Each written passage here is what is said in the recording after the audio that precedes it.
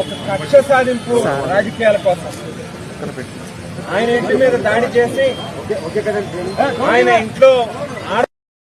అనరానటువంటి మాటలు తిట్టి తిరిగి మళ్ళీ ఇబ్బందులు కూర్చారనేటువంటి ప్రయత్నం చేశారు. అయితే బహుశా నారా చంద్రబాబు నాయుడు గారు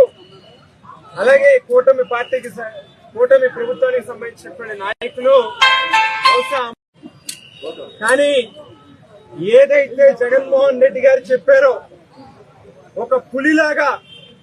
ఇవాళ సెంట్రల్ జైలు నుంచి బయటకు వచ్చి ఆయన ఒక్కొక్క అడుగు వేస్తుంటే మరొక పులిలాగా రెట్టించినటువంటి ఆత్మస్థైర్యంతో ఎక్కడ ఆయన ఏ రకమైనటువంటి తప్పుకి ఆయన తప్పు చేయలేదు కాబట్టి ప్రజాస్వామ్యాన్ని నమ్మారు కాబట్టి న్యాయ వ్యవస్థల్ని నమ్మారు కాబట్టి డాక్టర్ బాబాసాహెబ్ అంబేద్కర్ గారు రాసినటువంటి రాజ్యాంగం పట్ల ఆయనకి నమ్మకం ఉన్నది కాబట్టి తప్పు చేయలేదు కాబట్టి ఆయనకి అంత ఆత్మవిశ్వాసం పెరిగింది అని చెప్పి ఈ సందర్భంగా తెలియజేస్తా ఉన్నాం. మరి కేవలం ఏదైతే